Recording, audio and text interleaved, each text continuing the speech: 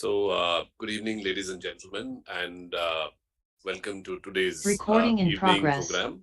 All of us are very honored to have our chief guest for the evening, Sri N.V. Ramana Garu, along with guest of honor, Dr. Partha Majumdar, along with Sri Dilip Shanghvi, as well as the entire Shanghvi family, and also very importantly, to have the entire family of the Cornea service in LVP, as well as the rest of the faculty and staff from LVP to be here this evening. Also would like to invite you to have to be part of this stellar evening where we're actually going to inaugurate the Shantilal Shanghvi Cornea Institute. So to start off the proceedings, I would like to invite the Executive Chair of LVPEI, Dr. Prashant Garg, to give you a glimpse about what LVPEI is all about and to also take you through some of the key achievements in the last year.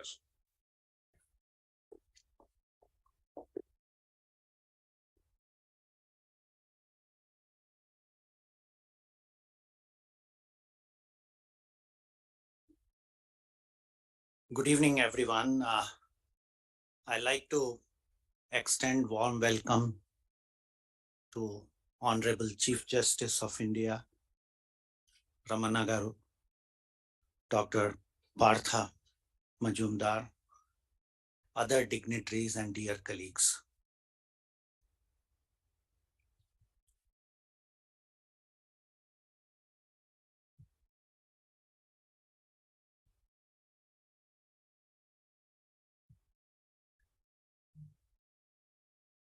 My role will be to give you the perspective about LV Prasad Eye Institute, how we have evolved, and what impact we are making in the communities. I think today we are in a world where nearly 1 billion population has little or no access to healthcare services. At the beginning of this century, a beautiful article was published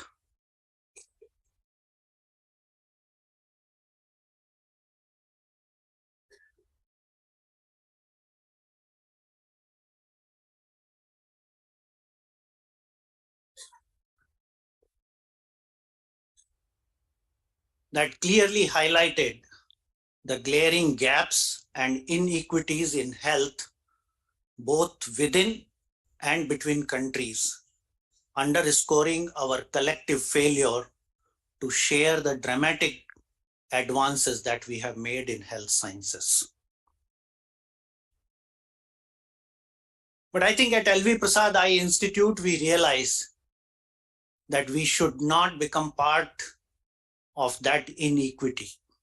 And we should create an eye care model that reconcile excellence with equity right from the time that foundation stone of our organization was laid.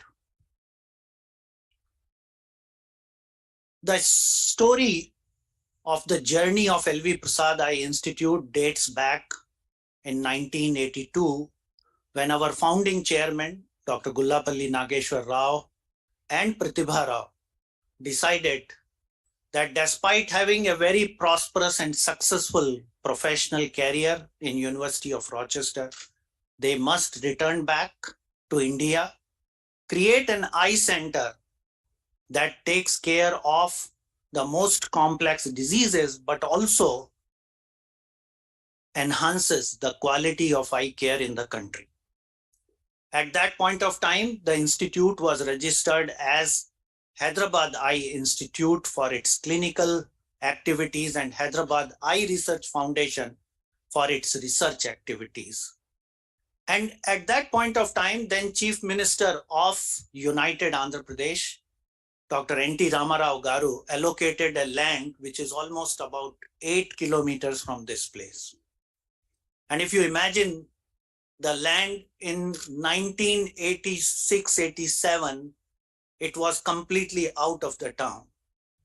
But around the same time, Mr. L.V. Prasad, a famous filmmaker, and his son, Mr. Ramesh Prasad, made a huge profit in a movie, Ek Duje Ke Liye.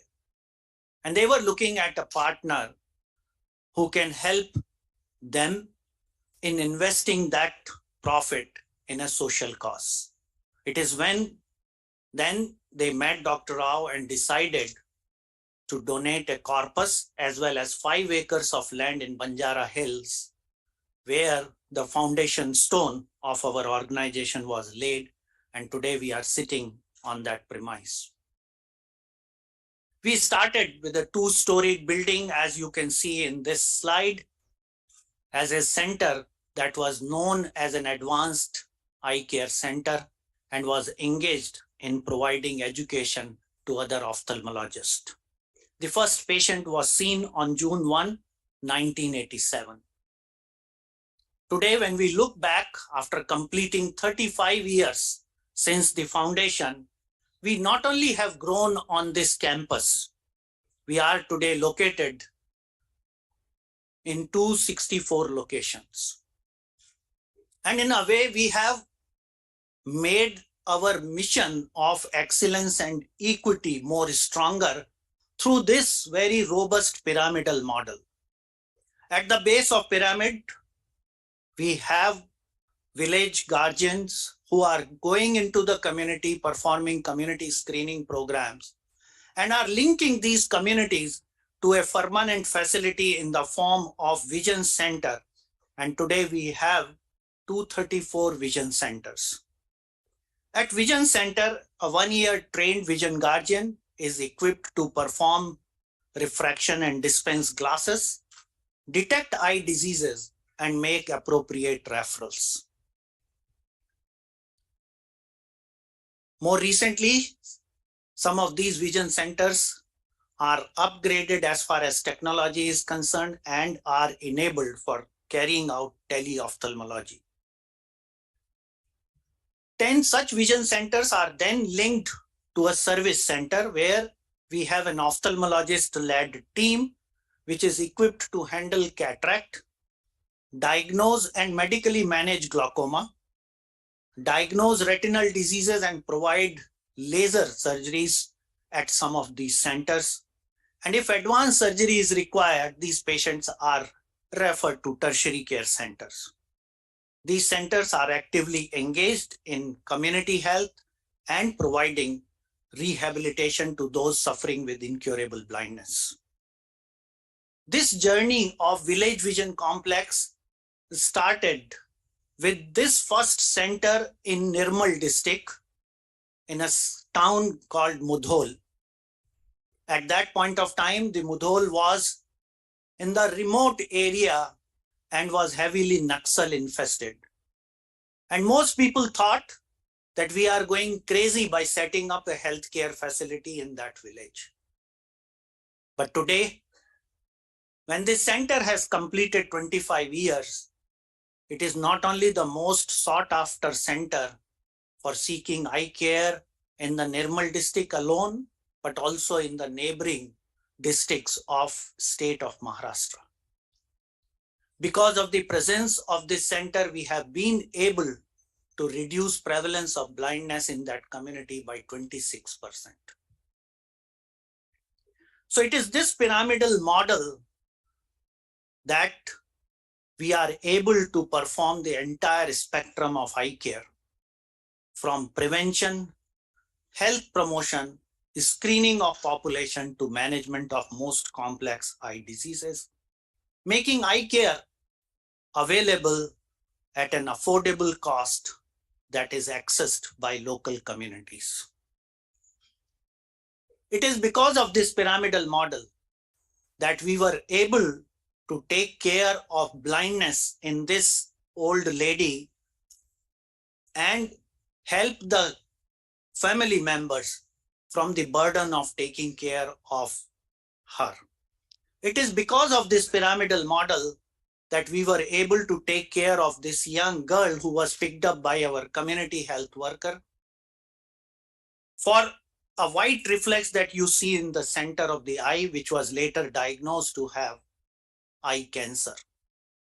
This lady subsequently came to Hyderabad, underwent eye removal, which was necessary to save her life, chemotherapy, and was fitted with a prosthesis so as to also take care of the cosmesis.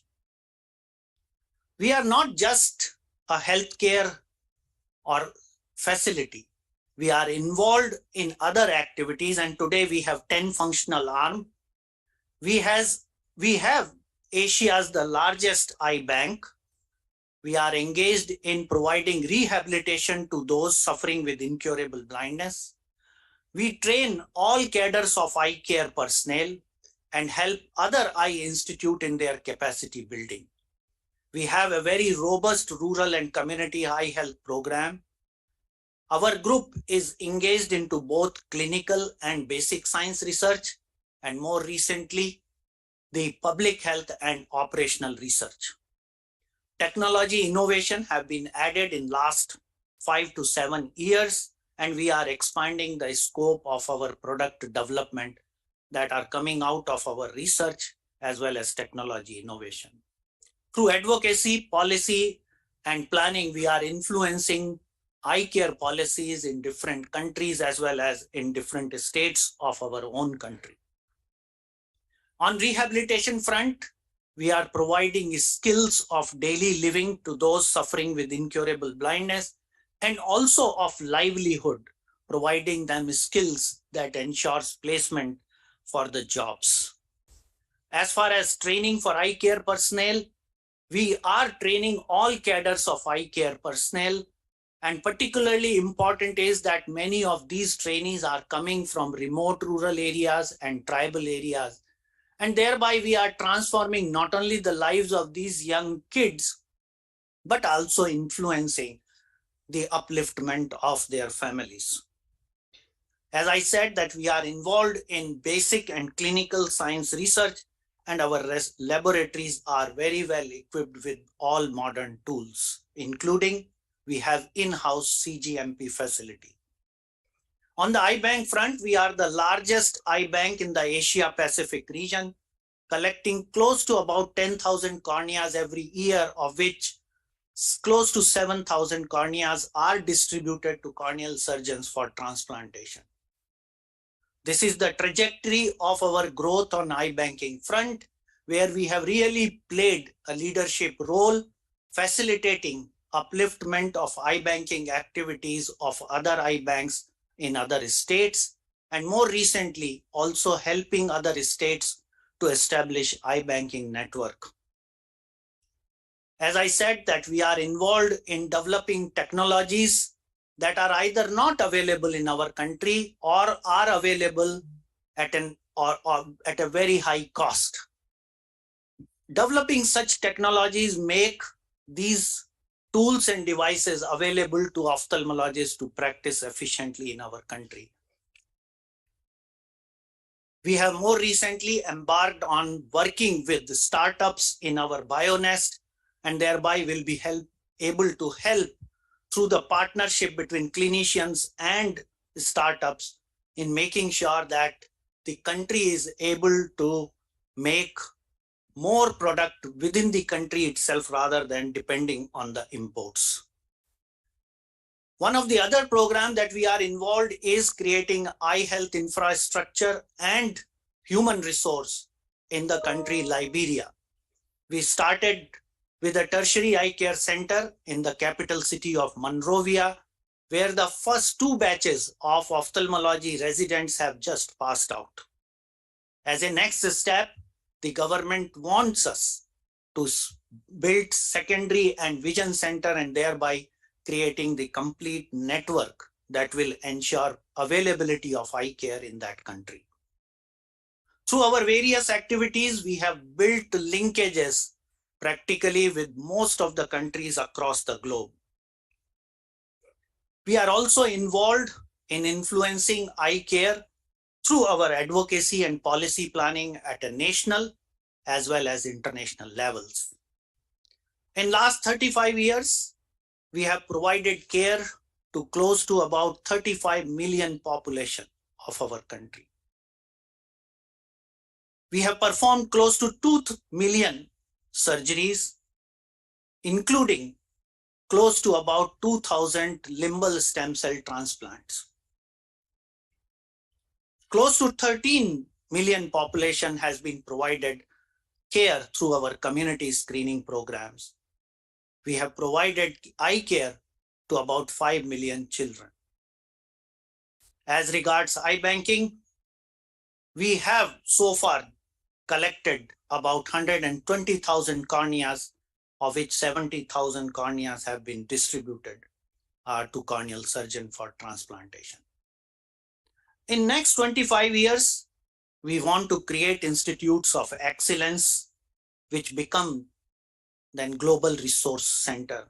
And today we are all gathered to inaugurate one such global resource center. We also want to strengthen our primary eye care network in 3 states of Andhra Pradesh, Telangana, and Odisha, and promote other states to replicate this model so that healthcare is available equitably to all. Some of the new focus areas that we want to embark on are tribal health, myopia, care of elderly population, Eye and Brain Institute, and use of data science for machine learning and enhancing the efficiency of healthcare delivery through teleconsult as well as home care. We are a value-based organization. While we are continuing our journey, we want to make sure that we preserve these values that have helped us to traverse this journey and continue to guide us in our next phase of growth. With these words, once again, I'd like to welcome you here and will invite Praveen to take the proceedings forward. Thank you very much.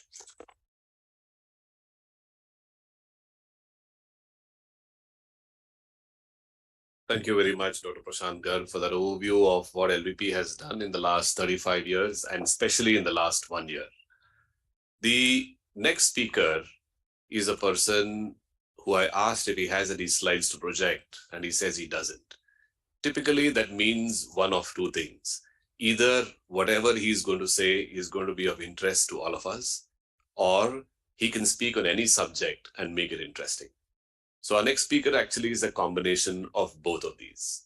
So Professor Partha Pratim Majumdar, currently the head of the National Institute of Biomedical Genomics, as well as its founding director, also emeritus professor of the Indian Statistical Institute at Calcutta, is a person who's been associated with both LVP as well as the Sun Science Foundation since several years. And because of that reason, we thought he would be ideal to see how this partnership can be strengthened in the future. Professor Majumdar.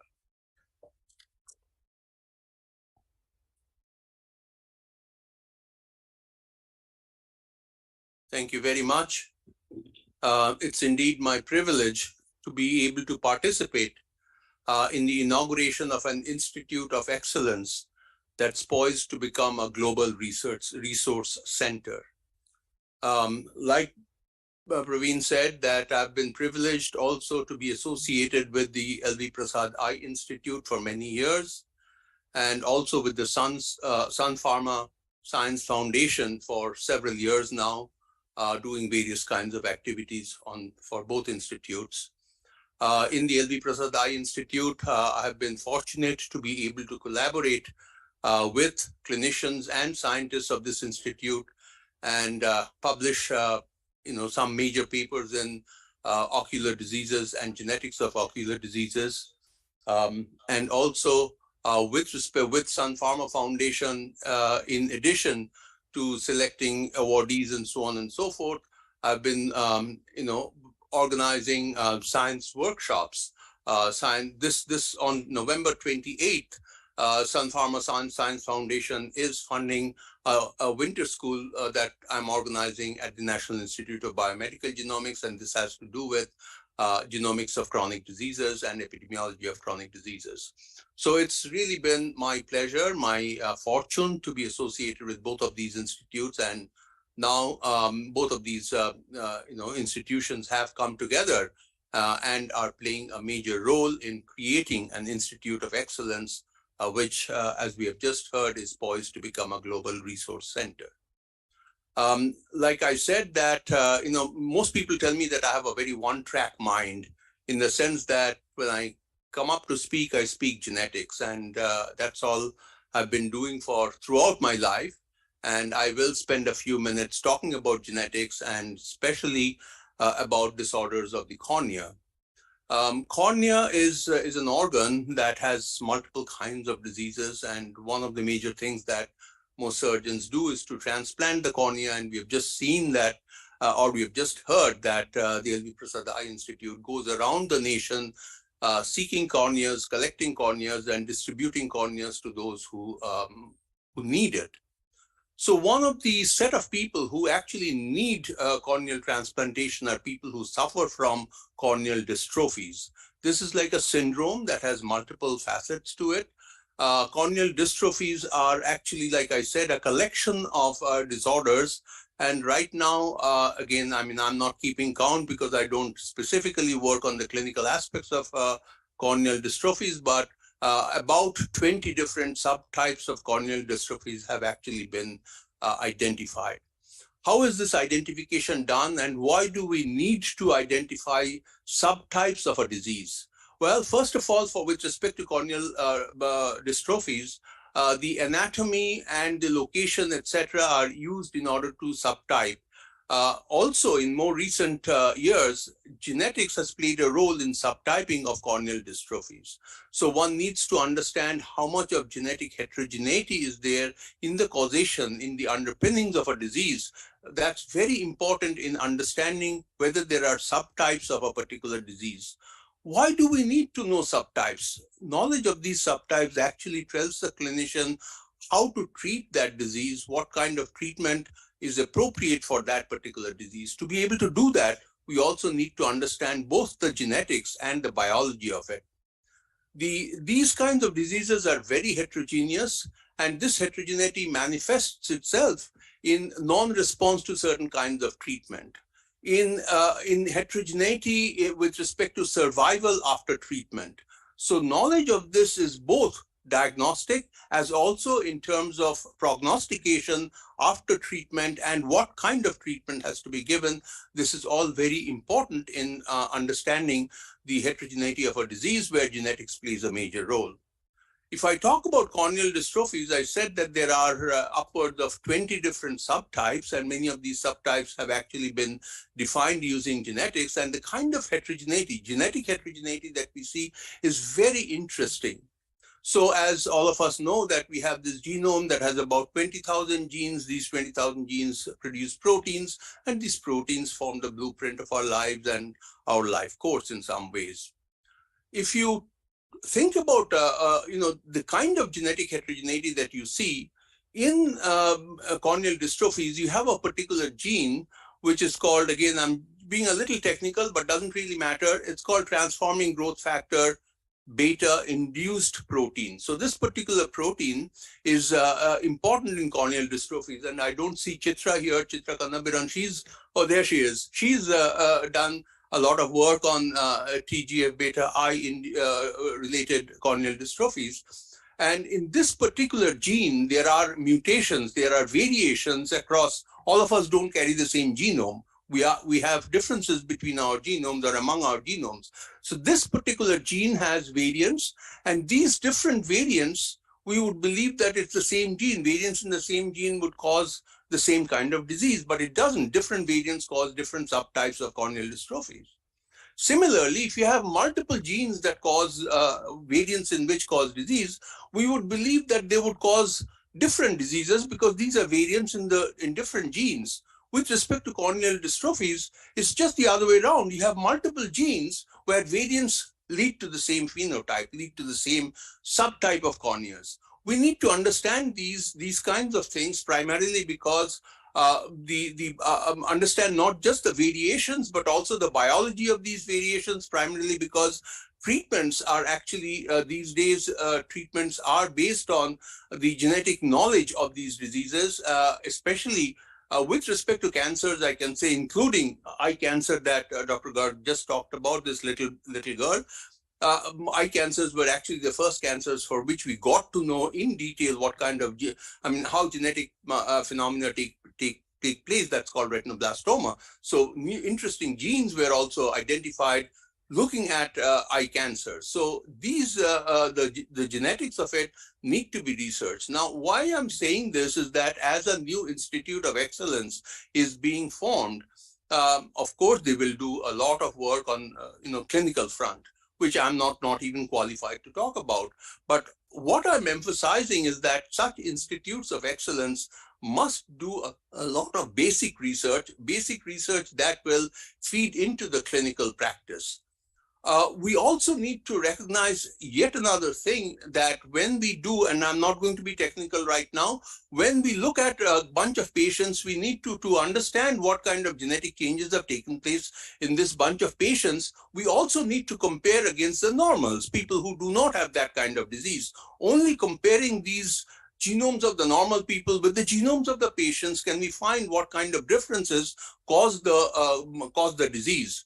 Now, when we look at normal individuals, we actually have to rely on certain databases, because millions of people have actually been genotyped, or their genomes have been sequenced, etc. But it's all European ancestry based. If you look at these various databases that we fall back on with trying to figure out what the normal individuals have, it's primarily biased towards European ancestry people. This institute will need to also generate data on normal individuals, such that we get a database of normal individuals from the relevant regions of India from where patients are coming. And so it has to be foundational, looking at the epidemiology, looking at the genetics of not just the patients, but also of the normal people. So my appeal to Praveen and his colleagues in the institute would be that, of course, this is a clinical institution, and you have to do the clinical part well and very well and serve humanity. But also at the same time, doing basic research ultimately is futuristic, but it's also service to humanity. And we must emphasize that. With respect to corneal dystrophies, and I only have knowledge of corneal dystrophies and not the other kinds of corneal disorders that take place. With respect to corneal dystrophies, there is such an amount of heterogeneity, and there is such the heterogeneity of subtypes across geographical regions, across different population groups, etc., that all of these need to be thought through very carefully, and that eventually will lead to certain foundational aspects of even how one treats these subtypes of patients. Again, without further ado, I would say that my emphasis here is essentially that this is going to become a global resource center, and the resource should also be fundamental science. And I'm pretty sure that the new institution that's being formed, again, on behalf of LV Prasad Eye Institute, on behalf of the entire country, I thank the Shanghvi family for donating this money to LV Prasad Eye Institute for creating this Institute of Excellence. Thank you very much for inviting me to be a part of this inaugural ceremony, and it's really a pleasure to be here. Thank you very much.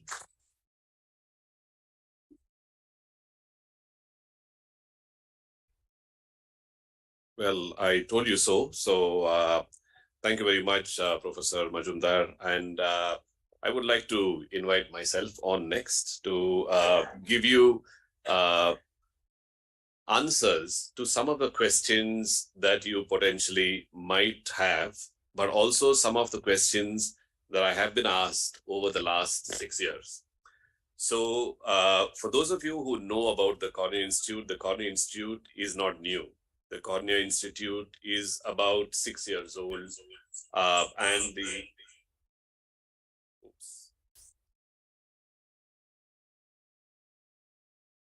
okay, I'm getting a little bit of echo, so let me just take care of that.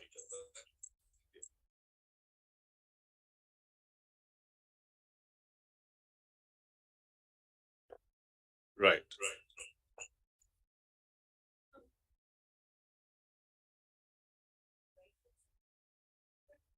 I'm continuing to enjoy myself. All right. Is this better? Great. So, like I was saying, the Cornea Institute is not new. The Cornea Institute has been around for about 6 years. And some of the questions that I keep getting asked every year is, where is this Cornea Institute? Where is this building? Where are you going to build this new building for the Cornea Institute? Where is it coming up? Is it only in Hyderabad? Is it somewhere else?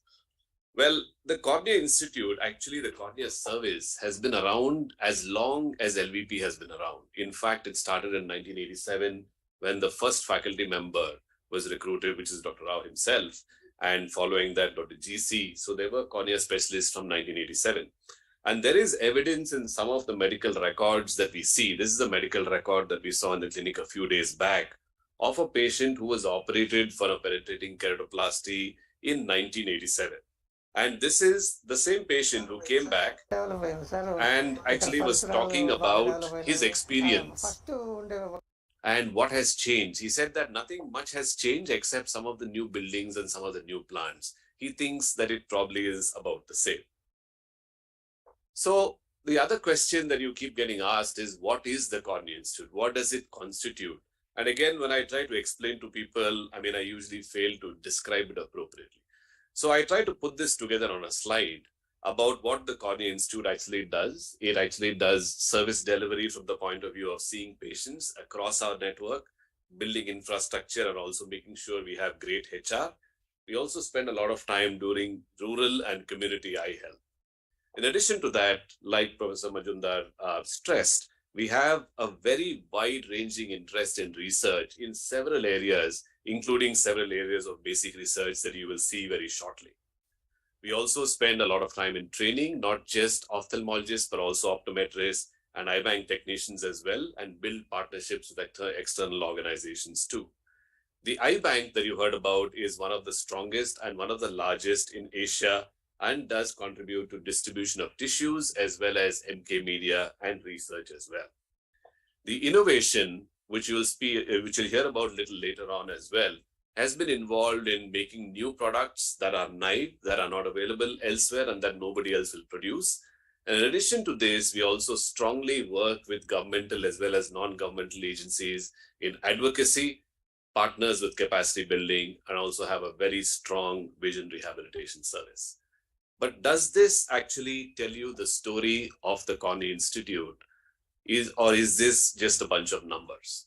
So for that reason, I thought that today I'll tell you the story of the Cornea Institute and what it does, not from the eyes of who works in the Cornea Institute, but from the eyes of 3 patients that we chose who actually benefited or came along to the Cornea Institute, and whose journey from the last few years intertwines and touches different aspects of the Cornea Institute as well.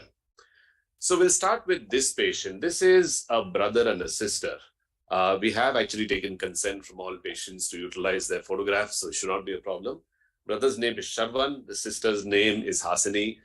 So in May 2003, when Sharvan was born, and that's a picture of him as a very young child, his parents noticed that both his eyes were whitish. And his parents actually lived quite far away. In fact, they lived in a small village in West Godavari called Achanta.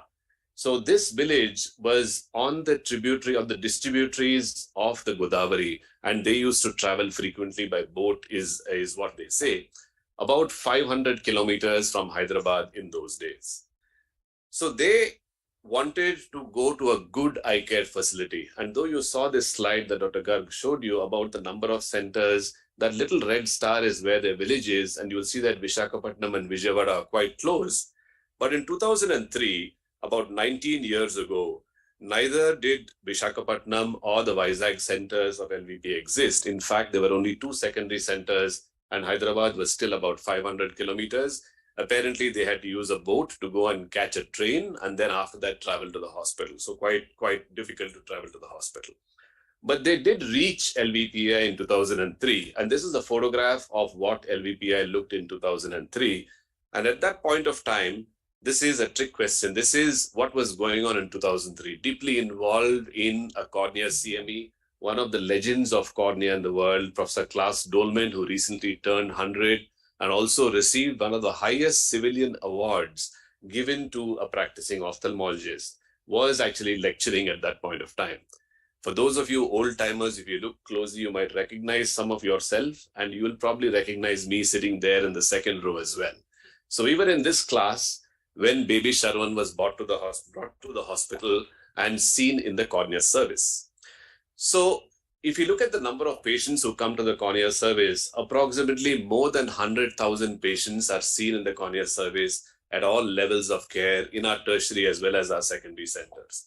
In 2003, it was only about 4,000 patients that were seen in the cornea service, and Sharwan was one of those patients. In addition, we also looked at what are the commonest reasons that people come to the cornea service, and we found that ocular surface disease, corneal opacities or opacification of the cornea, and infections are the commonest reasons that people tend to visit the hospital. There seems to be an increase in the number of patients coming with infections. Also seems to be an increase in the number of patients coming with ocular surface disease like dry eyes. A map of where patients come from in the last 35 years across India tells you that there is a huge amount of density of patients located, especially in southern as well as eastern part of India, but they're pretty much from all over the country. The number of dots are not representative exactly of the number of patients. There are actually 1,000 patients, so you'll see that it would have been much denser if you had used individual dots. We also have patients who come to LVP to the cornea service from 93 countries across the world. So that pretty much covers most countries other than the few that you probably wouldn't have heard of in Sino Islands in the Pacific. So going back to little Sharwan, he was examined in the OR under anesthesia by a team of cornea specialists and by a team of anesthetists, and he was found to have this kind of opacification in the eye, couldn't see in one eye and could see only partially from one eye. At that time, he was advised to undergo a corneal transplant. Ramayana Eye Bank, which started in 1989, which is now the largest eye bank in Asia, at that point of time was still a very good eye bank, but not as large as it is right now. The eye bank, as you see in 2003, was collecting about 2,000 tissues per year. As of now, we collect about 10,000 tissues per year and do about 8,000 transplants per year. So still quite small numbers in 2003. And to share the growth of Ramayana Eye Bank and the eye banking network within LVP, we have the network director of eye bank, Dr. Sujata Das, to speak about what eye banking is and what it means from the LVPI perspective. The 3 decades journey of LBPI's eye bank network, spread across Telangana, Andhra Pradesh, and Odisha, has significantly contributed to bringing down the waiting time for corneal transplant surgeries in these states. In these years, the network eye banks have harvested more than 120,000 corneas, and of these, more than 70,000 has been utilized. We distribute corneal tissues, amniotic membrane, and corneal storage media across India. During COVID times, 40% of corneal transplantation are from tissues from LVPI network. Capacity building and institutional strengthening are one of the key activities of the eye bank network. We undertake these activities for the eye bank professional as well as to improve the standards of eye banking in India. In addition to this, the LVPI eye banking network is also working in building capacity in eye banks outside of the network as well, for example, in Varanasi and Guwahati. So this is what happens with an eye bank, and this you see is there's an increasing number of corneal transplants that we've done over the last several years. That little red dot below 2003 is actually Sharwan, who is one of the patients who received a transplant in 2003. And as you can see, now on an average, we do about 2,500 corneal transplants in a year. And to talk about some of the innovations that have occurred in product development in the eye bank, we have Vineet Joshi, who works in innovation, to talk about what our earliest innovations in the eye bank were, even way back in 2003. The Cornea Institute has also made significant strides in this area. First, by developing one of its products, the MK medium, the Cornea Preservation Media Lab, back in 1994. Till now, the Ramayana International Eye Bank has manufactured and distributed close to 500,000 vials to various hospitals, eye banks across the country and also internationally. We work closely with the engineers with diverse skill sets at Center for Innovation Technology and the Bionist Incubation Center to make newer as well as re-engineered devices, like the in-house manufactured artificial anterior chamber and the Teflon blocks, which are used for trephination, which are very useful for the fellows and surgeons to practice lamellar surgeries, like the viewing chamber and also the DMEC glass tubes, which is used to place the pre-cut corneal lamellar tissues for distribution. So meanwhile, from the eye bank, little Sharman had received a corneal transplant and he was growing quite well. He became a young child and he was starting to go to school and he was developing quite normally. And his parents were quite proud of him as well, but some of his milestones weren't as fast as other kids. And this is also potentially because he couldn't see as well as other kids too. But unfortunately, over time, Sherman's corneal transplant did not work for very long. Like most corneal transplants in children don't work for very long. And he required a repeat transplant in 2004, one in 2006, one in 2007, one in 2008, and one in 2010. So little Sharman, every time undergoing anesthesia, required 6 corneal transplants over a period of 7 years to get him to see a little bit, because each transplant, once it was done, did not last for very long. And in the end, he lost vision in one eye completely because of an infection and has vision only in one eye, partially, that is just about enough for him to move around. At this point of time, I think it is also important to acknowledge one of our greatest supporters in the field of eye banking, as well as in corneal transplantation, as well as part of the Cornea Institute, Dr. Paul Dubord. Unfortunately, Dr. Paul Dubord, a very good friend of mine, left us a couple of months earlier this year, and he is somebody that we will always remember as one of our biggest supporters of eye banking, as well as one of our biggest believers in the Cornea Institute. Now, moving on to the next patient whose story we'd like to hear. Now, Sharman's story is not over by any means. We're just moving on to another patient to revisit some of the other aspects of the Cornea Institute. This is Mr. Syed Khaja. He is an auto rickshaw driver who lives close to Hyderabad. And one day in the morning, after completing the wedding of his daughter, he was waiting to send off his in-laws and his daughter to a different place. And this is what happened.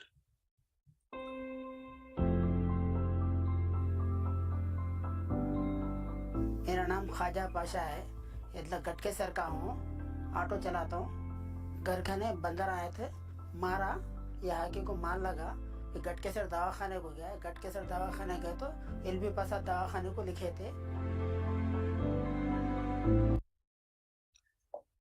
So he came with an injury to the emergency, and in the emergency he was given an eye wash and all the chemical that was present in his eye was washed off. But what really happened that day is something that is a worrying trend across the country. We all thought that maybe firecracker injuries are going down, but now people have started to use something called a carbide gun that is meant to scare animals and birds. And when this gun doesn't fire, some of them look into the gun to see if there is still something in it, and that is when they get injured in the eye. Now, this content of this gun is an alkali and an acid that goes into the eye and completely burns the stem cells of the eye and the entire surface of the eye. And in fact, this is a recent phenomena that has been reported from our team in Bhubaneswar, led by Shrikant Sahu, and they published some of the reports of patients who've had multiple injuries with these carbide guns. So trauma is a major issue in LVP as well. And to hear about what kind of trauma we deal with, we have Dr. Shushank Balerao, whose special interest is in trauma, especially with fish hooks, as you can see in the bottom picture down there. Shushank works at our Vijayawada campus.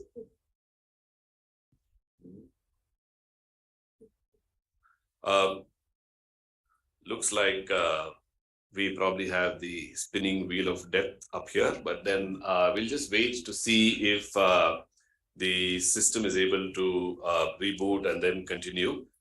But again, to give you a brief about the kind of trauma that we see about 8% of all patients who come to the LVPI cornea service come to the cornea service because of trauma to the eyes.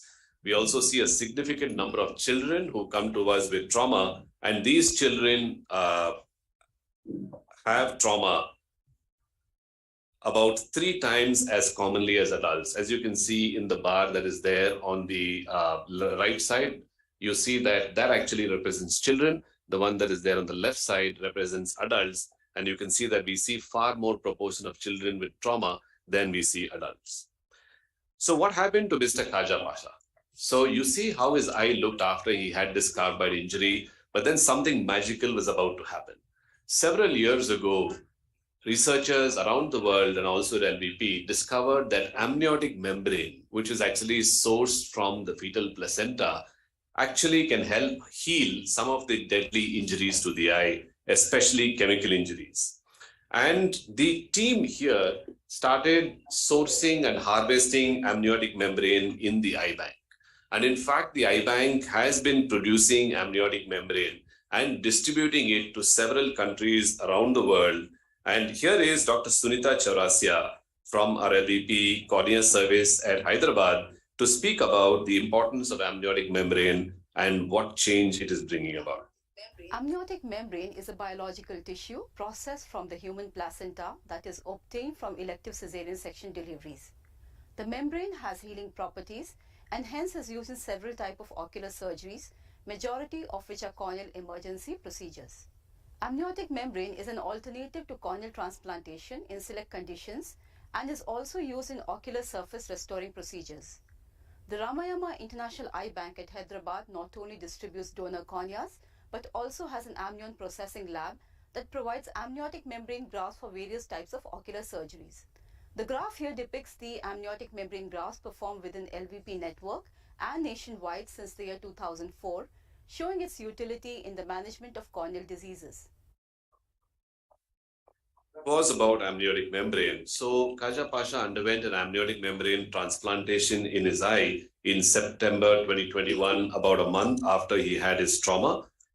But also you heard Dr. Garg speak to you about stem cell transplants in the eye. And he said that there were about 2,000 stem cell transplants that LVP has done in the last several years. What do these stem cell transplants mean and how do they impact a patient like Mr. Khaja Pasha? In fact, this stem cell transplant, the pictures that you see on the left side, the initial picture on the top left corner is what a patient comes with, and the picture on the bottom right corner is what he leaves with. The tea bags that I put here is because this developed out of a concept of thinking about tea bags, but the actual story of how stem cell transplants started in LVP and their importance. At LVPI, we are constantly striving to develop disruptive innovations which will make treatment for patients simpler, more affordable, and also more accessible. SLET was a step in this direction, and this surgery which we have developed and trained surgeons in performing has helped restore vision to hundreds of patients blinded by chemical burns and other causes of limbal stem cell deficiency. Another step that we have taken in this direction is to develop mesenchymal stem cell therapy for patients with corneal stromal diseases which cause corneal opacification and blindness. In India, the most common cause of corneal blindness is scarring, which basically means that the cornea becomes white or opaque because of trauma or infection. These mesenchymal stem cells that are obtained from corneas that are harvested by our eye bank can actually turn these opaque corneas transparent again and restore vision to patient. Currently, there are 2 clinical trials that are ongoing at LVPI in Hyderabad using the mesenchymal stem cells to restore corneal transparency and treat blindness due to stromal diseases. The latest step that we have taken in this direction is the development of corneal hydrogels and 3D bioprinted corneas. The corneal hydrogels can be used in cases of acute injury and trauma. They can be immediately applied to the eye so that the cornea heals without scarring, and therefore the patient does not develop any visual deficit because of the scarring which might otherwise have developed during the wound healing process. And again, the same corneal hydrogel can be used as a bioink to print an entire corneal lenticule. And these corneal lenticules can then be used to replace damaged stromal tissue and be used as an alternative to corneal tissue for transplantation. Heard or read in the newspapers around Independence Day about the first 3D printed cornea from India. So that is what Dr. Sayan Basu is referring to. So eventually, Khaja Pasha underwent SLET surgery in both eyes, which means that taking a biopsy of the stem cells from the normal eye and putting it in the abnormal eye to help the abnormal eye heal. And what is the importance of this kind of research that actually translates into helping a patient? So we have made tremendous inroads into cornea research with 706 research publications published, 62% of which are original research articles. In the last 3 years alone, our research productivity has increased manyfold, and we hope to continue. Basic science research in the various laboratories at LVPI has helped us develop novel treatments, one area of which is novel methods of drug delivery with contact lenses and microneedle ocular patches. We also need this kind of research to translate to our clinics and impact our patients. One example of this is the direct impact on patients with Stevens-Johnson syndrome who present to us with severe corneal inflammation and associated lid margin abnormalities. These patients have improved outcomes with a combination of surgery and contact lenses.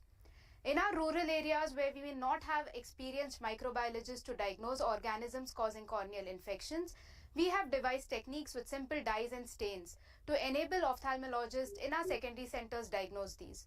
We are also pioneers of research in the field of eye banking, where we are studying different antibiotic and antifungal agents in corneal storage media to prevent corneal infections post-grafts. We have several scientists from LVPI who have been featured in the top 2% scientists in the world. 3 of these are corneal surgeons.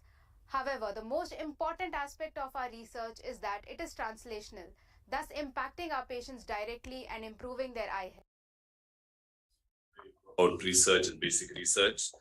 So after that, Kaja Pasha underwent a slit surgery like you saw from the videos, but then what did he have next in store for him? आए बाद में सपना madam देखे 2 बार operation हुआ अब जरा नजर आ रहा अब ऑटो चलाने के लिए बहुत मुश्किल हो गया कारो पेट में निकलने के लिए बहुत परेशान हो गया था अब उसके बाद में अब ऑटो चला रहा अब अच्छा दिख रहा सपना मैडम को और ये एलवी प्रसाद दवाखाने बड़ों को सबको मेरा शुक्रिया. So that is translational research starting in the laboratory. But it doesn't stop there. Once you do research and translate it to your patients, what about spreading the good word and ensuring other people do it around the world as well? So how do we do that? The Cornea Institute focuses not only on fellowship training, but also ensuring a robust continued medical education system.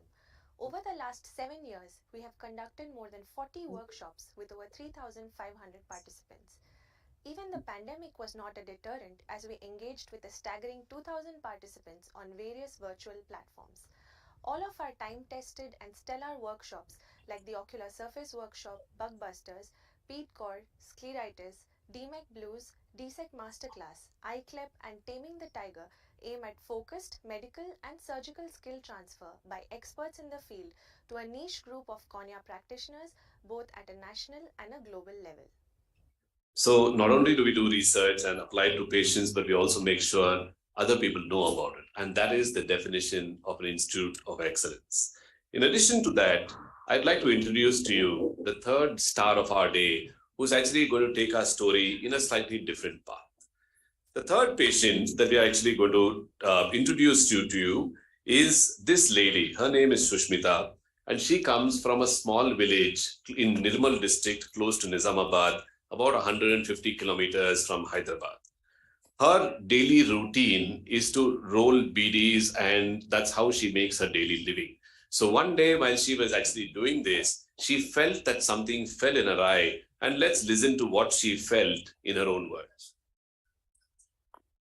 పాప ఉంది 11 సంవత్సరాల పాప అటు side హాస్టల్లో ఉంటుంది summer సెలవులలో పాపని తీసుకురానికి పోయినా తీసుకొచ్చిన తర్వాత పాపకు వంట చేసినా మధ్యాహ్నం అట్లా ఇంట్లో పని చేస్తూనే ఉన్నా కంటిలో నుంచి వాటర్ చాలా వాటర్ వచ్చినాయి ఇట్లా ఎందుకు వాటర్ వస్తున్నాయి వాటరు ఇట్లా నొప్పి అటు నిర్మల్ వెళ్తే ఏ మామూలు నొప్పి అన్నాడు చాలా డ్రాప్స్ ఇచ్చాడు డ్రాప్స్ కూడా ఎట్లా ఇచ్చాడంటే ఆ చుక్కలు అయిపోయింది దాకా 4 గంటల నుండి 7 గంటల దాకా వేసిండు కానీ నాకంటే ఏం ఫలితం లేకుండా నాకు అసలు ఈ పరిస్థితి నీ పరిస్థితి తెలుస్తలేదు ముదోలు వెళ్ళండి అని రాసి ఇచ్చారు ఇక్కడికి ముదోలు వచ్చిన తర్వాత కూడా ప్రతిమ డాక్టర్ చూశారు.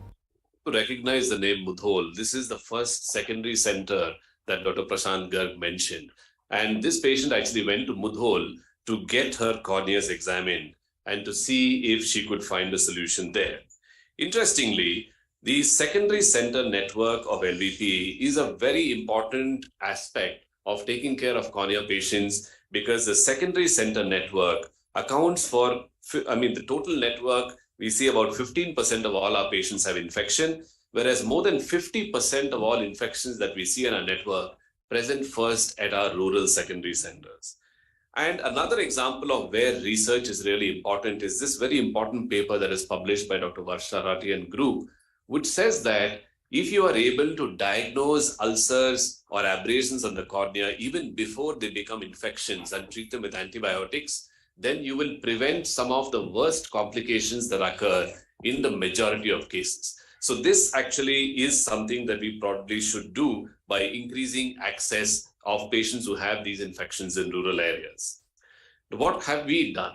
What we have done is we've set up a system that allows imaging patients who come with some of these disorders to our primary centers, and then a video consult is done with a doctor in a tertiary center. And we've been able to take care of 85% of all injuries or all problems with the cornea in these vision centers, not requiring these patients to travel to the big bad city. In addition, the microbiology team as well as the cornea team has set up microbiology facilities in the secondary center, which allows doctors in these centers to check what organisms are causing these infections and sometimes send photographs to the microbiologist here in case there's a doubt in diagnosis.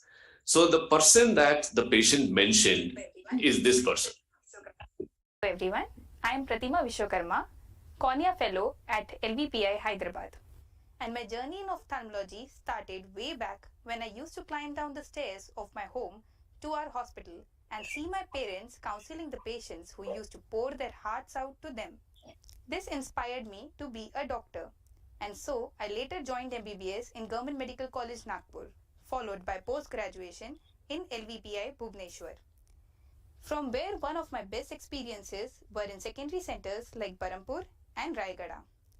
Later, I joined Cornea Fellowship in LVPI Hyderabad.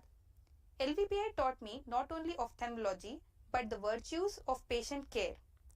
This helped me in my secondary center postings, where it was not just important to diagnose and treat the disease of the patient, but also to understand and overcome their socio-economic hurdles which prevented them from acquiring proper treatment. This similar situation was with our patient Sushmita, who was managed in our secondary center in Mudhol and in LVPI Hyderabad. My patient telling me that she'll miss me when I left Mudhol has been the most cherished moment for me till date. I hope to carry the same virtues in my future practice also. Well, the story takes another twist.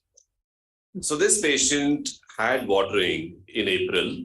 Then she was diagnosed as a fungal infection at the secondary center, but then she was not getting better. And this is where the referral network of LVP kicked in, and the patient was referred to Dr. Bhupesh Bagga at Hyderabad. This is where he did, with advanced microbiology techniques, able to diagnose that this infection was not caused by a fungus, but caused by a new organism called Pythium. Now, what is this new organism called Pythium? And this is a very interesting story that you should listen to.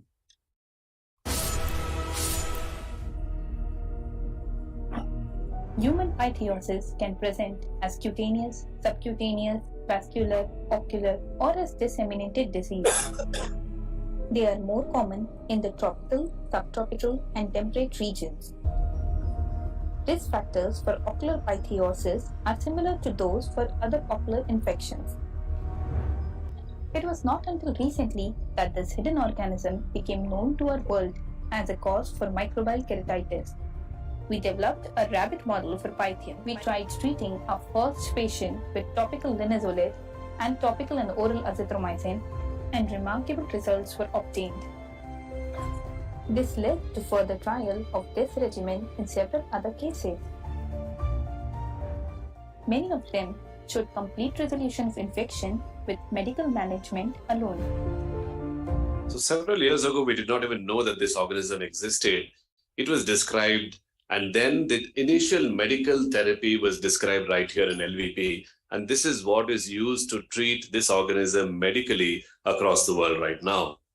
But after this patient developed this infection, she could not afford her medication. So she stopped using medication. In fact, the story that she told was she did not have money to travel back. So she had to work in the bus stand for one night and then get enough money to make sure that she could travel back. So she couldn't use medicines and she required a corneal transplant. Now, the person who did this corneal transplant is another fellow. And let's listen to what he has to say. Hi, I'm Ketan Devgakar, Cornea Fellow in LVPI. I grew up in a small town near in Beed district of Maharashtra state. When I came into ophthalmology, LVPI was my first choice to pursue my specialty training. My work experience at LVPI is extremely satisfying, as here we are taught to put our patients first and trained very methodically to master the complex surgeries such as corneal transplants. I am very happy to be part of this hardworking family. Close to you, but what does this word fellow mean? A fellow is basically somebody who's trained after their post-graduation. And in Cornea, we have several fellows that we've trained, close to 300 fellows we've trained over the last 35 years. And they're located in almost the entirety of the country. And in fact, there are several fellows who are located outside the country as well.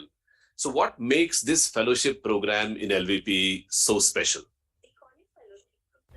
The Cornea Fellowship Program at the LV Prasad Eye Institute is a very highly coveted cornea training program, offering an excellent blend of the clinical rotations, surgical skills, and research. We offer training in various formats like the long-term and short-term fellowship program, the observership, and also training of residents and optometrists. We have seen a huge spike in the number of trainees who have come to us in the recent years. Most fellowships across the country generally train their entry-level fellows in good clinical skills, moderate applied sciences, and also train them in probably managing ocular trauma, some complicated cataracts, and they generally end their fellowship by performing full-thickness corneal transplantation, making them slightly better surgeons. However, most of the international training programs extend further training in terms of endothelial transplants like Descemet's automated endothelial keratoplasty and lamellar transplants. But most of the complex surgeries like the stem cell transplants, pediatric corneal interventions, refractive procedures, and complex ocular surface reconstructions are generally confined to be performed by the faculty of those institutes. At LV Prasad, we try to bridge this gap by training our fellows adequately in all the skills offered by most of the institutes. In addition, they perform a varied types of corneal transplants like advanced endothelial transplants like the Descemet's membrane endothelial keratoplasty, also performing keratoprosthesis and pediatric transplantation. At LV Prasad Eye Institute, we are able to offer all the training attributes that are given by most fellowships in the country. In addition, we're able to train them in a varied type of corneal transplants, including the most advanced type of endothelial transplants like DMEC and also keratoprosthesis and pediatric corneal transplantation. Our fellows are also able... We have several fellows already present in India, but you see that there are several cornea fellows that have been trained, especially in developing countries around the world, especially in Southeast Asia and in several countries in Africa as well. And we continue to do so. And we pick fellows in countries where they really require corneal specialists. And here is one such fellow. My first approach to LVPA was in 2017. I was doing my second year of my post-graduation at the Mexican Institute of Ophthalmology, and Dr. Praveen went to give a lecture. So in that same year, the only corneologist at the hospital was reassigned. So since then, the Department of Cornea has been managed only by external corneologists. So without achieving the projection that is required for the institution. So since 2017 to date, the hospital has tripled the number of patients it cares for. Likewise, it has expanded throughout the Vision Center to rural areas. This is expected to continue in the next years. So in 2019, I was proposed to train as a corneologist subspecialist at LVPA and return to develop the cornea department of the hospital. Now I am confident that my training in LVPA will help me to build all these kind of projects, not only in the medical and surgical aspect of the cornea, but in all the social aspects too. So Sergey is from Mexico, and the training doesn't end there. We will continue to work with her after she goes back, help her to build her services, iBanking and everything else once she goes back, so that she can actually deliver what she learned to deliver here at LVP. Meanwhile, coming back to Shushmita. అమ్మ ఇది వచ్చేసి ఎంత గుడ్డు ఖరాబ్ అయింది తీసేయాలన్నారు operation చేశారు అప్పుడైతే ఇట్లా ఇట్లా కన్ను ఇప్పేసరికల్లా ఇట్లా కారింది అప్పటికి ఇప్పటికి పరిస్థితి చాలా మంచి ఉంది చాలా మంచి అయింది కూడా కన్ను కూడా ఇట్లా ఇప్పుడు కొంచెం ఇటు నుంచి మనం ఊహించినా కూడా కనిపిస్తుంది అప్పుడైతే ఎంత చూపించలేని కూడా పరిస్థితి అన్నము పెట్టిన అమ్మని ఎంత మరము నాకంటూ ఇట్లా డబ్బులు లేకుండా కూడా ఇంత పరిస్థితి నాకు ఇది చేసినందుకు నాకు ఈ చూపించిన ఈ హాస్పిటల్ని డాక్టర్ భూపేష్ బాగా గారు సోమశీల సౌమ్య ప్రతిమ డాక్టర్ని మరవలేదు.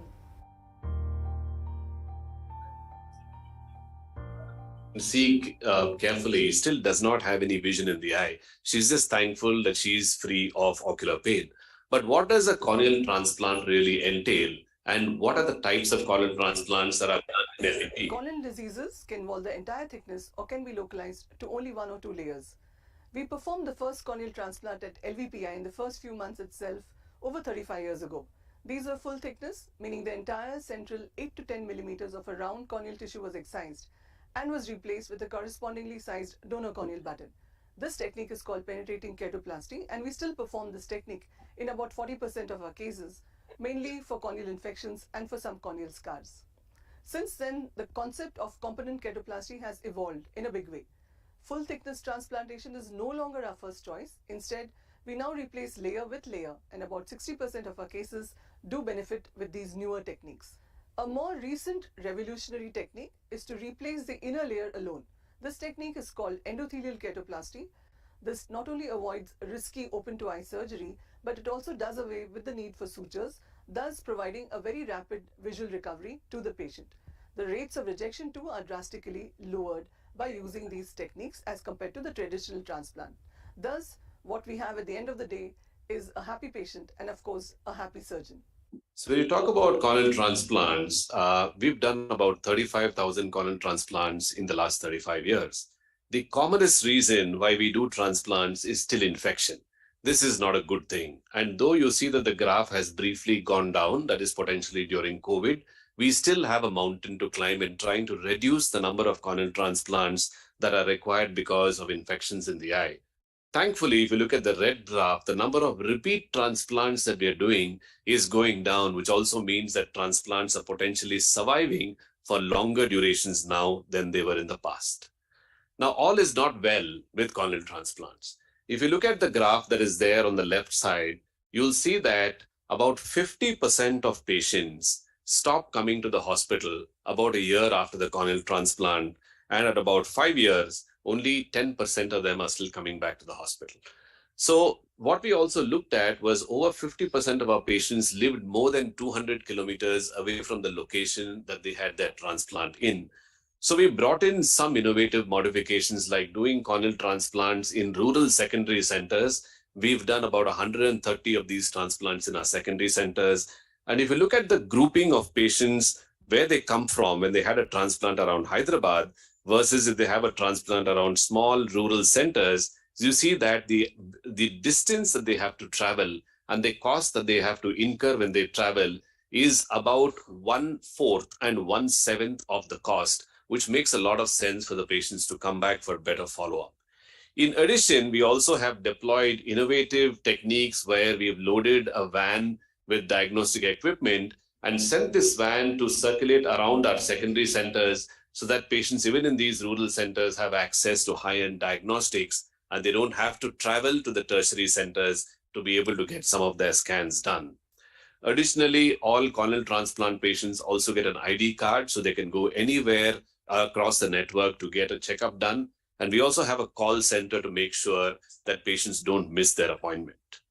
Additionally, we've also innovated and created instruments such as this called Grabby that can be linked to a mobile phone and take a photograph that the patient can share with the doctor on teleconsultation, so the number of visits that the patient has to make to the hospital is also reduced. So In the area of imaging, we were able to empower our patients and see what's going on with Sharvan, whom we met right in the beginning. So after Sharvan was doing not so well, there was another surprise in the family where entered his little sister called baby Hasani. So Hasani was brought to the hospital in 2007, again as a baby who was just a few days old, mother distraught because this is the second child in the family with the same kind of eye problem. And we learned from experience in the past where we did multiple corneal transplants and we couldn't really help Sharvan all that much. So instead of doing a corneal transplant, we did a different procedure that only created an opening on the side rather than remove the cornea. But then with research over the years, this is what we found. Globally, Peters anomaly is the leading cause of corneal opacity at birth. If untreated, these children are deprived of a vision for the lifetime. To the date, full thickness keratoplasty has been the only means to restore the vision in these children, but often fraught with several challenges, right from scarcity of high quality donor tissue, particularly in the developing world, to the plethora of postoperative complication that limits the long-term prospects of keratoplasty. Therefore, for the last 10 years at LV Prasad Eye Institute, we innovated and pioneered a less invasive surgical alternative to keratoplasty to help restore vision in this subset of cases. Our long-term experience has shown a favorable outcome after selective endothelectomy in Peters anomaly, acronym CPA, for a broad spectrum of corneal opacity due to Peters anomaly. We believe CPA would benefit hundreds of children with Peters anomaly-related corneal blindness worldwide. So if this technique was available about 15 years ago, then this little child would have had much better vision than she has right now. So hopefully research such as this is going to benefit future generations and make them potentially see better as well. So moving back to the story of Mr. Khaja Pasha, who had several procedures done, he still did not see very well and he still required something called a contact lens to be put on his eye. And interestingly, we have a different aspect of the contact lens called a scleral contact lens, which is a very large contact lens that is manufactured right here. Scleral lenses are large diameter specialized contact lenses which are used for eye conditions that do not get benefit from conventional soft or rigid contact lenses. They do not touch the cornea and the space between the lens and the cornea is filled with normal saline. These lenses thus give good visual improvement, protection to the ocular surface, and provide significant comfort to the patients with complicated conditions like severe ocular surface disease, chemical burns, and advanced corneal ectatic disorders. The scleral lenses manufacturing facility is at Kismatpur, which was inaugurated in 2017 in partnership with Boston Sight USA, so that the Boston Sight pros and scleral lenses are within the reach to various eye care professionals in India and Asia Pacific region to manage and treat such complex corneal conditions at an affordable price. The graph shows the increasing trend in the number of lenses ordered and the number of practitioners that get their lenses from LVPI. We provide lenses to practitioners not only in India, but also in Bangladesh, Hong Kong, and Ghana. More than 9,000 lenses have been manufactured so far. 45% of these lenses are used within the LVPI network, of which up to 20% are dispensed at no cost to the non-paying category. Our team is dedicated to ensuring that 90% of these lenses are dispatched to practitioners across India in less than a week. So the ECO is a worldwide peer-to-peer story that we actually started with actually has quite a nice ending, because right now Sharvan is doing his BA online and Hasani is just about to appear for her 10th standard exams this year. And the story of Khaja Pasha also has a nice ending because he's back to driving passengers in his auto and he's becoming independent and not depending on his son anymore. And the story of Shushmita is in transition, but also seems to be going in the right direction, where she's back in the field doing her work. So going back to the first slide that I had, when people ask the question about where is the Cornea Institute, well, the answer is the fact that the Cornea Institute is not a building, it is not an address. The Cornea Institute is the people that actually work in it. and also the people in this hall who support the people who work in the Cornea Institute.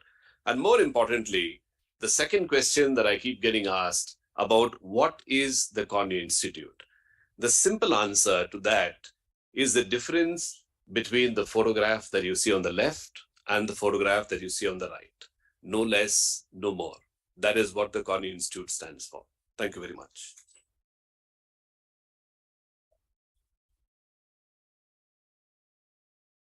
So with that, we actually would like to proceed with the official inauguration of the Shantilal Shanghvi Cornea Institute. And for that, I would request the chief guest of the day, Sri N.V. Ramana Garu, our guest of honor, Professor Partha Majumdar, as well as Sri Dilip Shanghvi ji. Please come on stage along with Mrs. Dilip Shanghvi. Would also like to invite Dr. Rao, the chairman of our board, and Dr. Prasad Garg, executive chairman, onto the stage to help with the inauguration, please.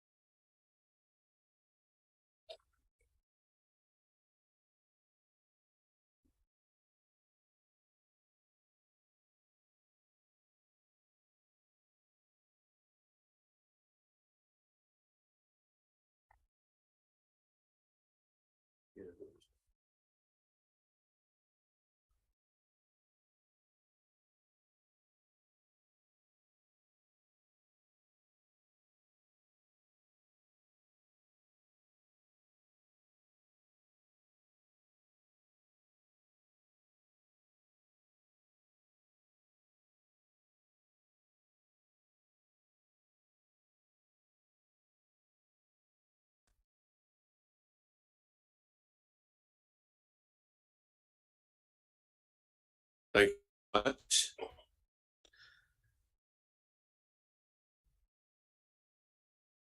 So, the person who's gracing the occasion today as our chief guest is a person, again, who is a multifaceted personality and actually has worked in several different capacities with several different ways of employment and areas of employment. Sri N.V. Ramana Garu started as a journalist in his career before he became a lawyer and before he joined the High Court, served in various capacities in the High Court of the erstwhile Andhra Pradesh in the combined state, then moved on to serve as the Chief Justice of the High Court of Delhi, and then eventually as a permanent judge of the Supreme Court of India, and eventually as the Chief Justice of the Indian nation. Sri N.V. Ramana Garu retired as the Chief Justice of India just about 3 months ago. And during his tenure, he's credited with reducing the number of vacancies in the court to record levels and also bringing in technology in allowing access to hearings in times like COVID using electronic media, especially to the external media as well. With that, it is our great honor and pleasure to invite Sri N.V. Ramana Garu to please share his thoughts about the inauguration of the Shantilal Shanghvi Cornea Institute.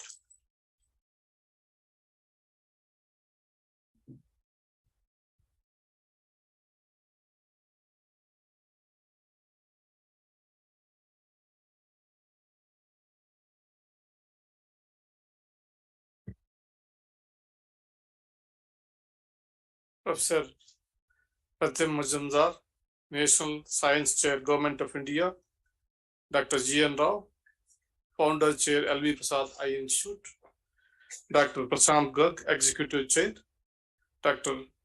Praveen K. Vaddavalli, Director, the Cornea Institute, Mr. Dilip Shanghvi, Director, Sun Pharmaceuticals, and his family members, distinguished guests, friends from media, ladies and gentlemen.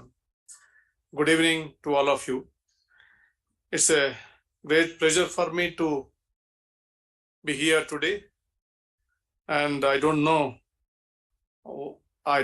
think that I had a qualification of addressing these eminent people, particularly the doctors and the paramedical staff who is working hard and established this great institute. Only I hope when Dr. G.N. Rao requested me to come here, I thought that now I am no more a Chief Justice. Apart from that, I have nothing to do with the medical profession. But I thought that while coming, I thought that what to say, how I am connected to this LV Prasad Institute. I think early days of this institute, somewhere in 1986, I'm a patient here. I came here. So that is the thing, Dr. Raghu. I think he's the doctor who has taken care of my eye issues. Anyhow, I'm happy to be here to inaugurate this Shantilal Shanghvi Cornea Institute. It is an honor for me, and I would like to thank Dr. G.N. Rao and the organizers inviting me to this function. It is often said that the eyes are the windows to the soul, but the eyes are also our gateway to the world.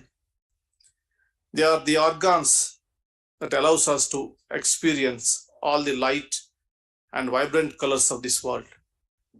The creative world is rich with the descriptions of the visible beauty around us. Poet and artists thrived on this subject. So many of our experiences in this world are centered around our sight. It is impossible to imagine living without it. However, this is sad reality for a large portion of the Indian population. The struggle to survive with impaired vision in a world built by those with sight needs no elaboration. Assessing resources, opportunities, public space, etc. is all extremely difficult for differently abled persons, including the visible impaired. In dealing with this scenario, the most important perspective, undoubtedly, is that of a medical professional who would begin with the question as to whether the visual impairment is an individually is it treatable, reversible, or otherwise correctable. This is where the LV Prasad Eye Institute comes into picture. Everyone knows about the LV Prasad Eye Institute. The work undertaken by the institute speaks for itself. And now we have seen a live demonstration. The LV Prasad Eye Institute is iconic, just as Hyderabad is known for Charminar, High-Tech City, and Hussain Sagar Lake. Hyderabad is also known for the LV Prasad Eye Institute. I do not, therefore, need to say too much about the institute or the activities undertaken by it. But I would like to say a few words regardless, because of how much I admire and respect Padma Shri Dr. Gullapalli Nageshwara. The Eye Institute was set up in 1987 through an investment by Sri LV Prasad and his son Ramesh Prasad, rupees 1 crore and 5 acres of land. Without their contributions, Dr. G.N. Rao dynamism, ability, and vision, I am certain that this institute would not have been able to achieve worldwide accolades and renown. Over 35 years of its existence, the institute has reached many milestones and received many accolades and has only grown from strength to strength. The aim behind the institute was to create an Indian institution which had the quality and standards of American institutions, where it came to patients' care, research, and education. Dr. Rao felt a deep need and apathy for the poor in India, tried to improve access to healthcare. In his own words, he did this to, I quote, not to deny care to anyone who sought it, unquote. He therefore ensured that half of the services provided by the institute are done free of cost. I feel a lot of affinity with the thought process of Dr. G.N. Rao. Like me, he also came from a small village near Vijayawada. He is someone who is connected to his roots. This is why he understood the problems of the rural people in our country, as well as the poor. The truth is that the Indian population is highly divided between those with resources and those without, those with access and those without. Often, those belonging to the rural parts of the country, which is still the majority of the populace, still suffer from lack of access to both information and essential services. Awareness in rural areas and amongst vulnerable classes is extremely negligible. The absence of awareness leads to larger complications. This ignorance creates the space where myths and superstitions and fake treatments can take hold. Quacks operate in this zone and give easy solutions to gullible and desperate individuals, which often create more health problems. When these patients finally make their way to the qualified professionals, the situation is sometimes hopeless. This is the reason awareness campaigns and outreach programs are urgently needed in India. Such campaigns are particularly important with respect to diseases or disorders relating to an organ such as the eye, which is such a sensitive organ requiring specialized and expert medical assistance. All doctors or hospitals, even in urban areas, may not be able to provide required assistance. Therefore, to expect a particular standard of care in far-flung rural areas would be a dream. This is because of the technology and sophistication needed for various procedures pertaining to eye disorders are very difficult to find in India and other developing countries. I remember a time prior to the setting of this eye institute, my senior Sri Ayyappa Reddy, a renowned lawyer and a parliamentarian, needed to get a treatment for macular degeneration. The only reputed center at that time was Shankar Nethralaya in Tamil Nadu. When he called them, he was told that he would have to wait for more than 4 months for his appointment. The situation is quite different now. With the establishment of the Eye Institute, quality services are closer to home. Apart from difficulties in access, there is another set of difficulties that also based the majority of the Indian populace. This relates to the economic circumstances of a majority of the people in India. Money is a huge constraint.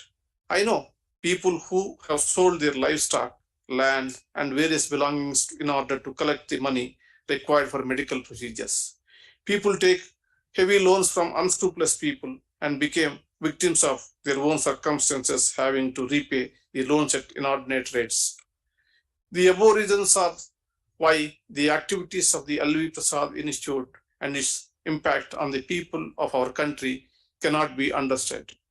From 1987 till 2022, more than 34 million people have received assistance through the Institute, with around 2 million surgeries have been conducted. Nearly 5 million children have been helped, and 12,193 villages have been reached. All of this has been done while ensuring 50% of all services being provided are free of cost, regardless of the complexity of the procedure involved.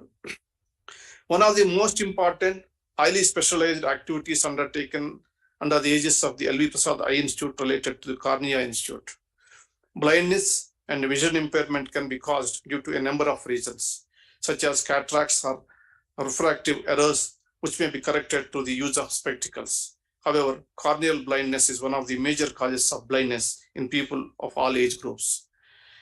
Correcting corneal issues requires an extremely sophisticated setup, starting from a referral network, trained subspecialty surgeons, eye banks, research centers, and mechanism for long-term care and management to support patients. The Cornea Institute fulfills all these requirements. Since it was stated, it has been around 450,000 patients with nearly 90,000 surgeries. These numbers are staggering. The eye banks run by the Cornea Institute contribute to a majority of the corneas distributed across India. The Cornea Institute has also pioneered the use of various technologies for the purpose of greater outreach from the stage of consultation to post-operation management. The inauguration of Shantilal Shanghvi Cornea Institute documents a major milestone. It marks sponsorship by the Shanghvi family, well known across the world as the owners and promoters of Sun Pharmaceuticals, which is the fourth largest generic pharmaceutical company in the world and the largest pharmaceutical company in India. The philanthropic bent of mind and service mentality is an inspiration for entrepreneurs in India and across the world. With this infusion of funds, I am certain the Cornea Institute would be able to take its efforts to new heights. Through this, it would be able to better achieve the goals of the LV Prasad Eye Institute, better research, more opportunities for medical education, and access to quality health care. I am given to understand Dr. Praveen K. Vadavali, the director of the Cornea Institute, has been working tirelessly to expand the activities of the institute.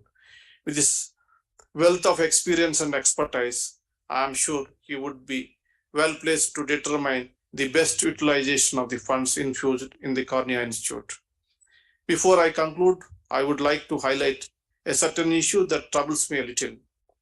In spite of having the best talent, I find that we keep lagging behind when it comes to receiving global accolades such as the Nobel Prize for the research being produced in the country.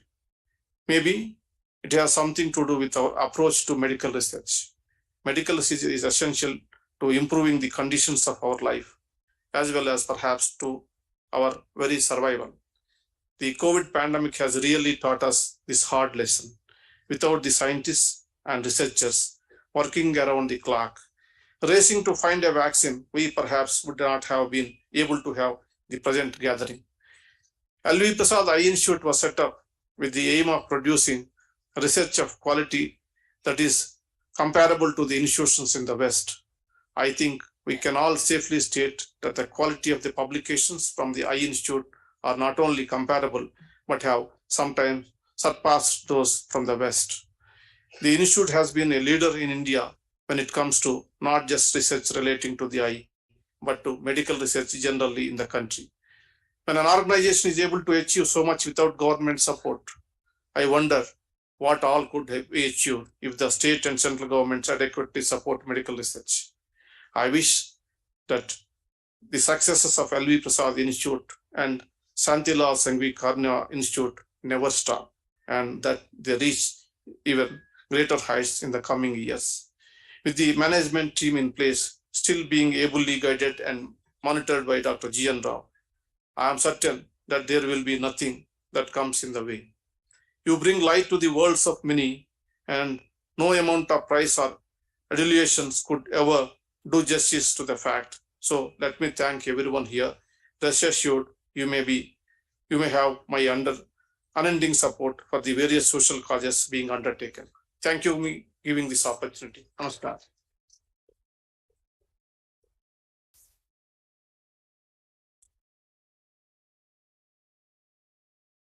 Sri Ramana Garu, thank you very much for your kind words, and also thank you very much for setting a new benchmark for our researchers in LVP to actually aspire for in the future. Next, I would request Sri Dilip Shanghvi ji to please come on stage and share with us what his aspirations are behind setting up the Shantilal Shanghvi Foundation, as well as partnering with LVP, and what he dreams of as a better future for both of us together. So Dilip Shanghvi ji, please.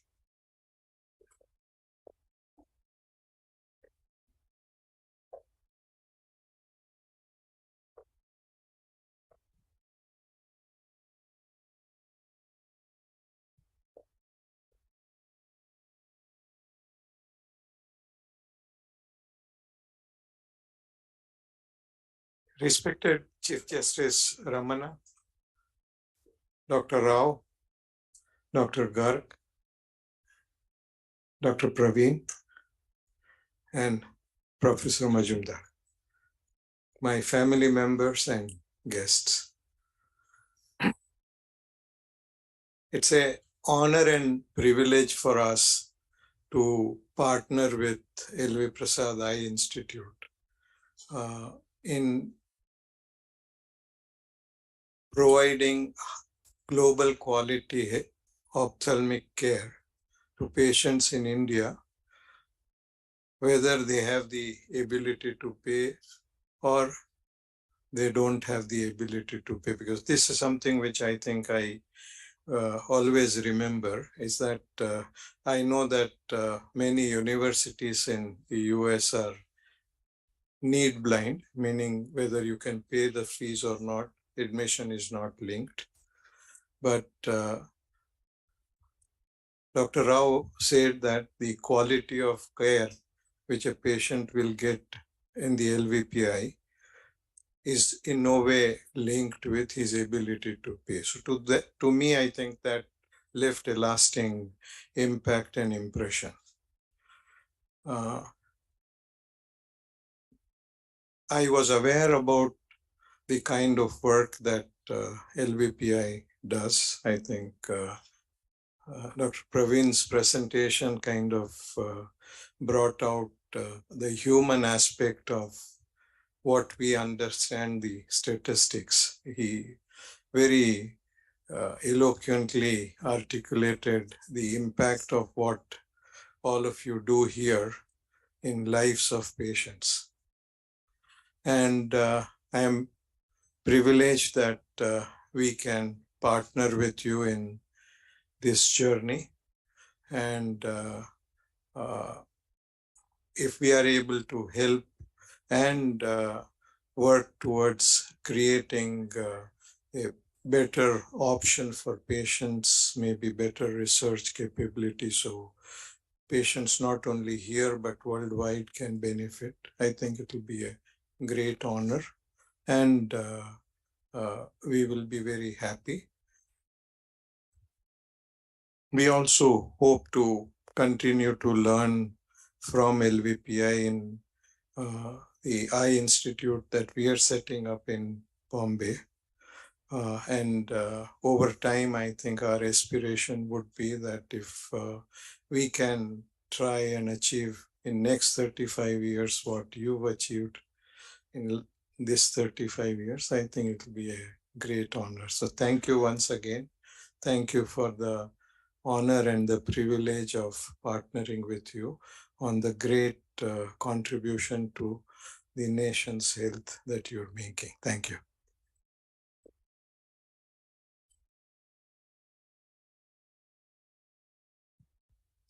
Thank you, sir. As a mark of respect, we will like to present an acknowledgement plaque to Mrs. Shantilal Shanghvi, so that this is something that you can keep back home as well. This is also comes in a jute bag that is made by a visually challenged patients in visual rehabilitation, and we hope that it is holds pride of place at home.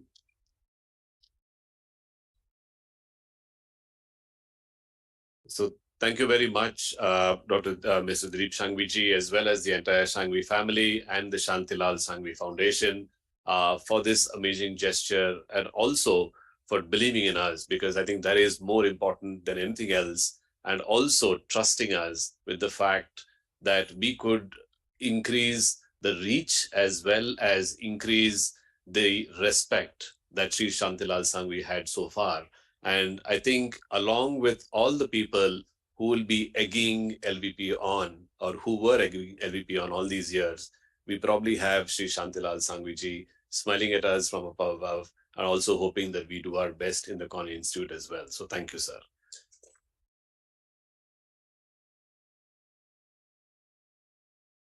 So I think with that, we come to an end of our program of the inauguration of the Shantilal Shanghvi Cornea Institute. But before I end, I think I must thank Sri Dilip Shanghvi and the entire Shanghvi family for coming here and being with us today, along with Sri Shailesh Desai. Also our chief guest, Sri N.V. Ramana Garu, taking time off and coming and talking about LVP and also setting new goals for us in the future. Professor Partha Majumdar for so eloquently telling us the need to actually work on genetics from our population rather than follow literature that comes from the West, as well as members from the board, the entire Cornea team, the entire faculty, fellows, as well as all the scientists from LVP. And more importantly, I think the team from the Cornea Institute who has worked really hard in the last couple of weeks to put this presentation as well as this function together. I think a round of applause to them. And to all the support staff who allow us to actually make such nice events come together. And from the point of view of the housekeeping services, photography, AV, everybody else, thank you so much for your continued support. With that, again, thank you for being here and wish you all a very good night. Thank you.